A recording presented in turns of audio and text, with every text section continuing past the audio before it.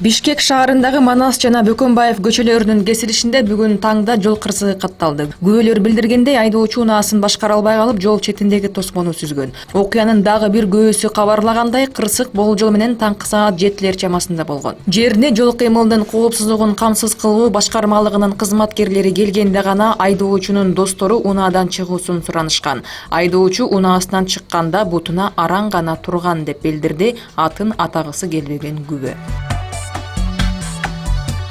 Бишкек шаарында велосипед уурдаган 2 адам изделүүдө. Бул тууралуу Ленин райондук милициясы билдирген. Шевченко көчөсүндөгү номер 125-үйдүн короосунан 4-сентябрь күнү түнкү саат 2 чамасында 2 велосипедди уурдап кеткен. Ленин райондук ички иштер башкармалыгы шектүүлөрдү билгендери болсо кабарлап коюуну өтүнөт, анонимдүүлүккө кепилдик берилет.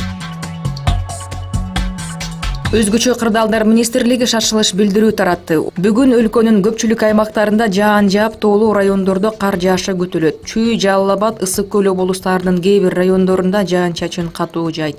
Батыштан соккон шамалдын ылдамдыгы секундасына 4-9 метрге, айрым жерлерде 20 метрге чейин жетиши мүмкүн. Мындай туруксуз аба ырайы айыл чарба иштерин, унаа энергетика жана коммуналдык кызматтардын ишин, жайыттарда малды кармоону кыйындатат.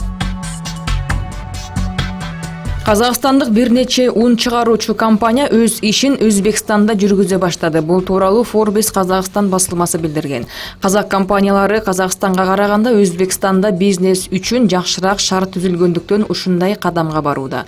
Forbes Казакстан басылмасына интервью берген Казакстандагы ун чыгарган компаниянын директору Досмукасан Таукибаев Казакстанда тегерменчилерди колдогон эффективдүү программа жок деп эсептейт. Анын айтымында Өзбек өкмөтү өндүрүүчүлөрдүн өтүнүчү менен электр энергиясынын баасын төмөндөткөндүктөн ишкерлер бизнесин Өзбекстанга көчүрүүдө. Футбол боюнча кыздар арасындагы Кыргызстандын курама командасы Үмүт кубогу 2019 биринчилигинин алкагында Тажикстан командасы менен оюн өткөрдү. Беттеш Каракол шаарында өткөн мелдештин экинчи турунда Кыргызстандын курамасы Тажикстанга 2-1 эсебинде утулуп калды. Биринчиликке Кыргызстан, Тажикстан, Непал жана Өзбекстандын курамалары күч сынашууда. Бүгүн Кыргызстандын командасы Өзбекстандын футболчулары менен беттешет.